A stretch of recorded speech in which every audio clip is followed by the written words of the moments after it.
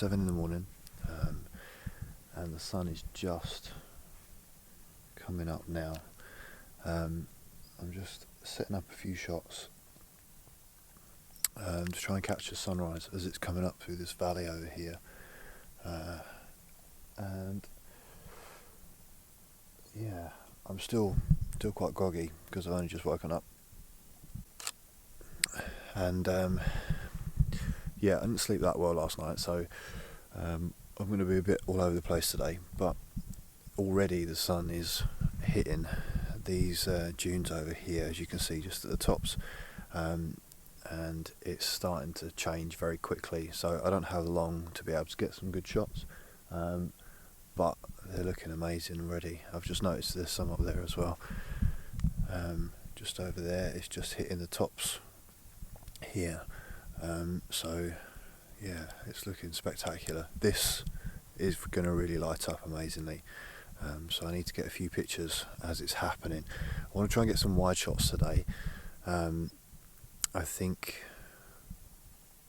yeah, it's going to look really beautiful and very different from yesterday, because obviously the sun's now in a completely different direction from the dunes from where it was yesterday. So yesterday was creating really harsh shadows, and today it's giving really soft, sort of like licks of golden light as it's coming up, as you can see there behind me. So I'm going to stay here. Once I've done that, I'm going to make some coffee in the car, and then I think later on today we're going to go and find some other valleys, find a different place to camp tonight, hopefully get a few drone shots and a few more car shots, and yeah, it's looking pretty cool. And it's so silent here. It's absolutely deadly silent, so it's beautiful. It's such a great place to wake up. It really makes a difference to living in the city. So yeah, let's get some pictures.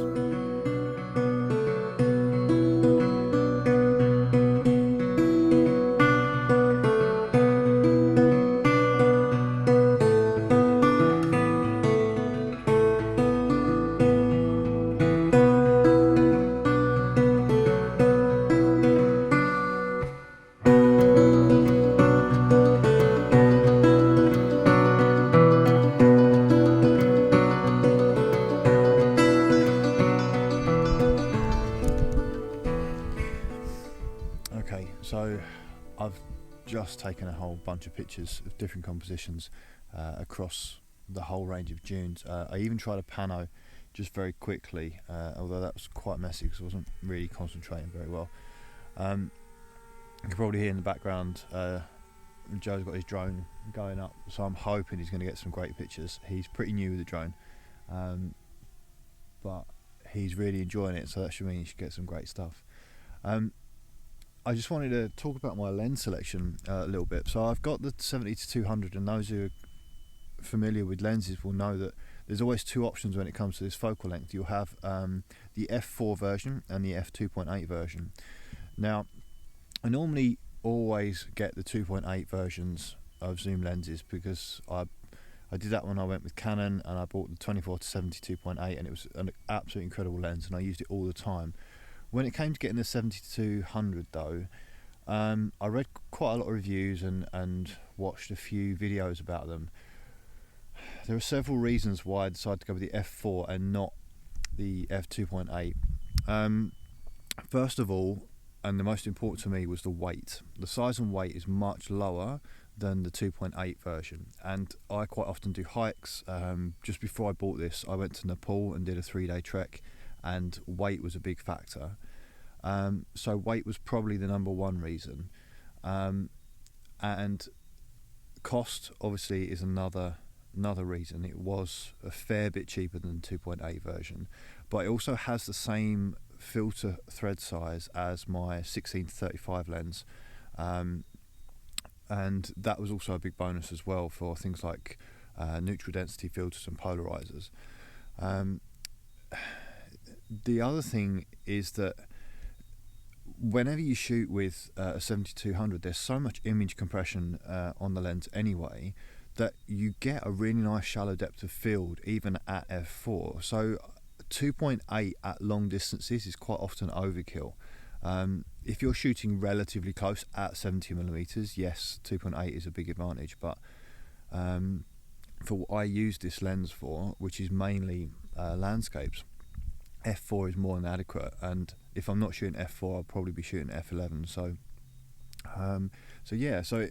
it was an easy decision for me to make, and I'm really happy with the lens. It's extremely sharp. It's very light for what it is, and that's like the main reason I wanted it. I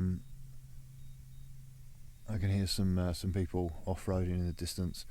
So the 2.8 is a great lens, but for me the f4 was a much more sensible choice because it's so much lighter, and that's why I wanted it. Anyway, look at this.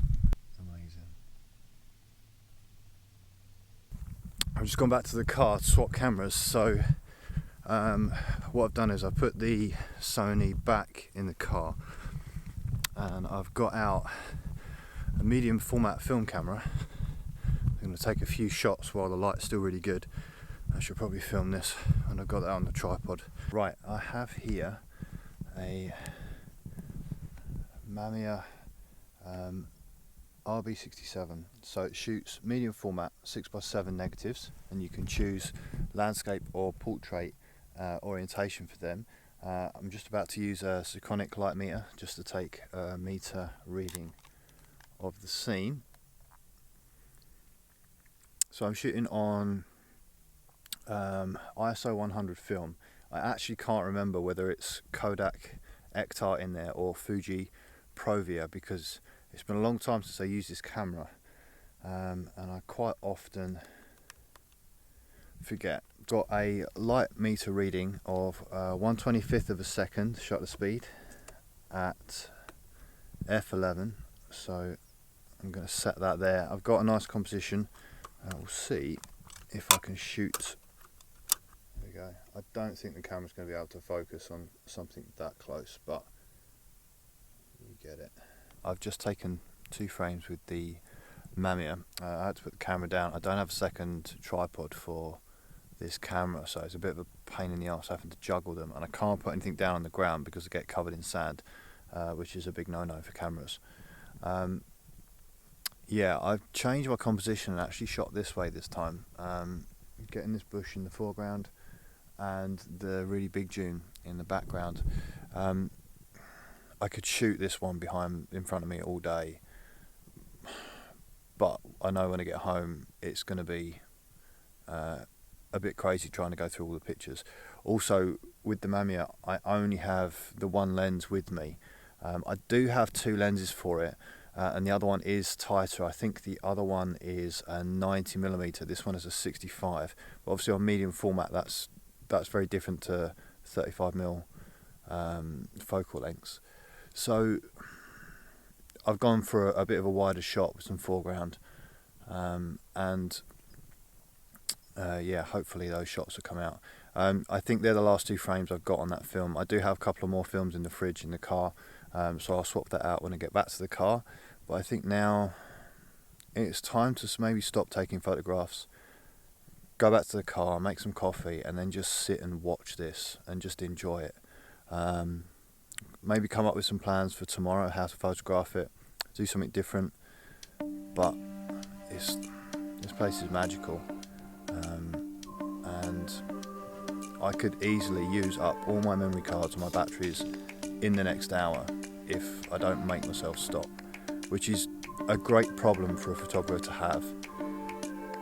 In a lot of places you go to, you can maybe find a few compositions, but you exhaust them really quickly. But with this place, with the sun at this level, the possibilities are absolutely infinite. I'm going to sit down and just enjoy this, enjoy the peace and quiet, and not even think about work. Why did I just say that? I should have said that, should I?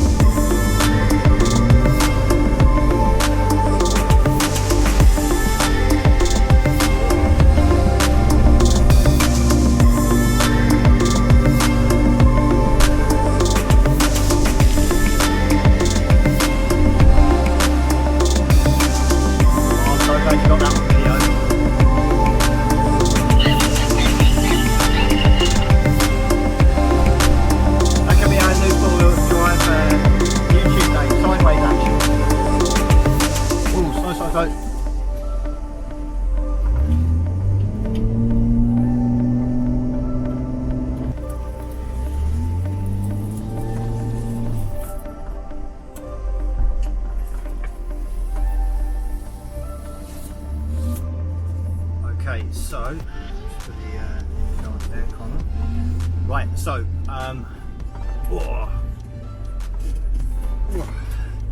interesting first morning. Oh, where's the camera gone? He's lost me. Right, so this morning, packed up, did all my photographs. Great. I could just see Just Cheap. Yeah, I saw you bouncing. Right, we're gonna have a bit of a bumpy ride here, I think.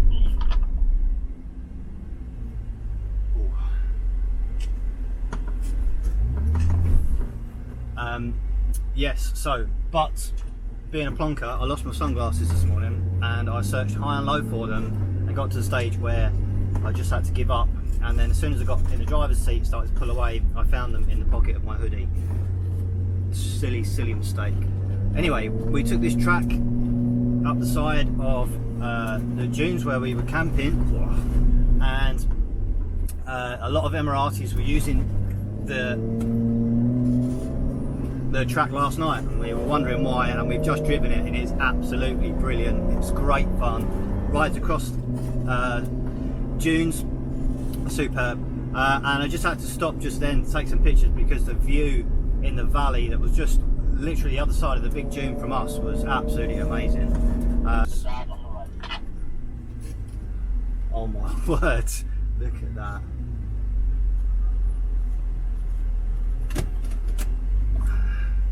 That is very impressive. That's like the Everest of Liwa. I think I might have to get a video to show you this.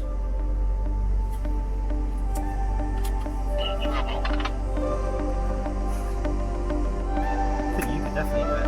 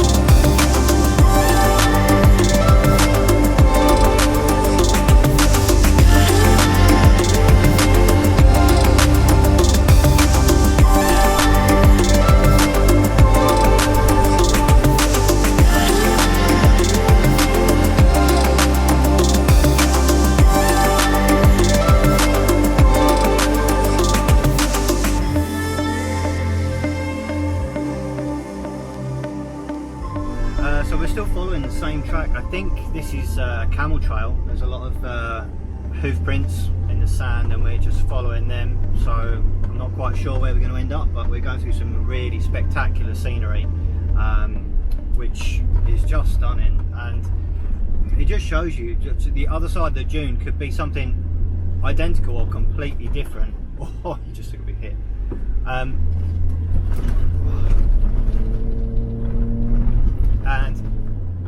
yeah, it's so worth exploring. So actually coming down here, the last time we did just one night, and it was, you know, don't get me wrong, it was a brilliant experience, but I think having an extra day, 2.5 days to explore, you can really find some amazing places.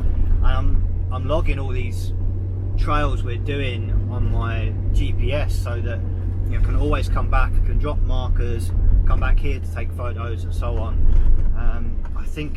I think I'm going to have to come back here really soon, probably straight after Christmas, because you could literally spend a week down here and just find absolutely insane photographs. It's really twisted, this trail is brilliant.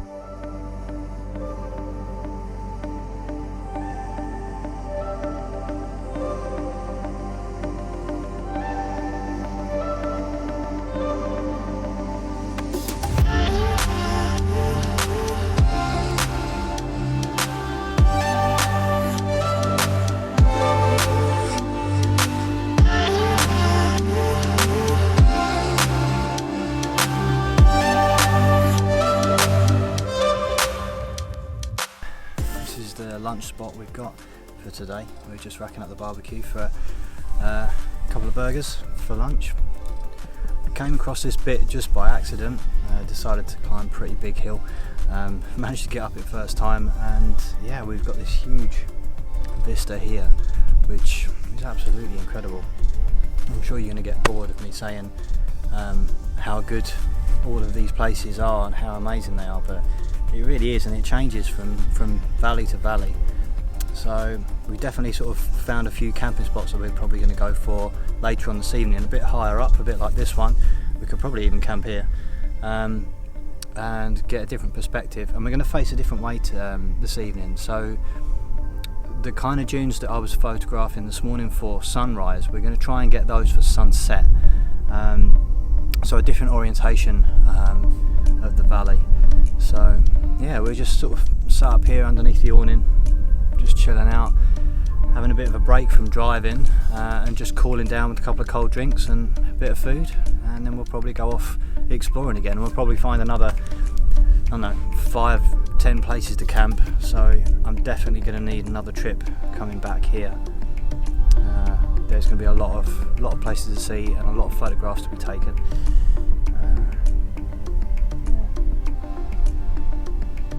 It's quite spectacular.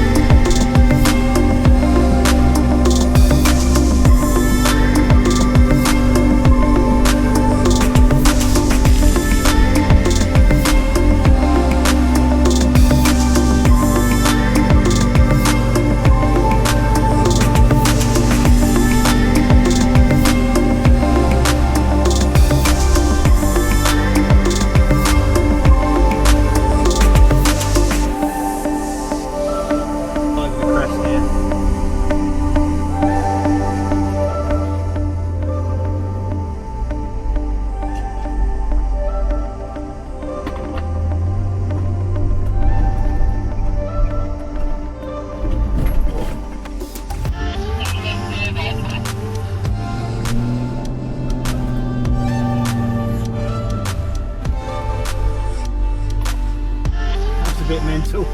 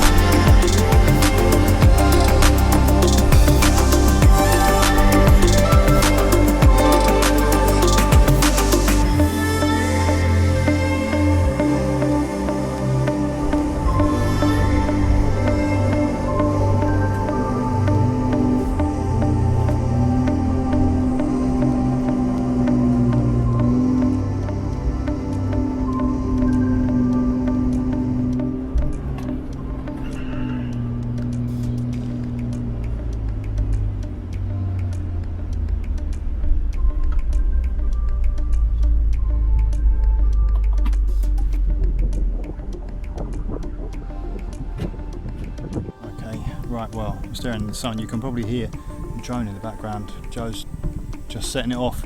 As you can see here, we've got a fantastic location.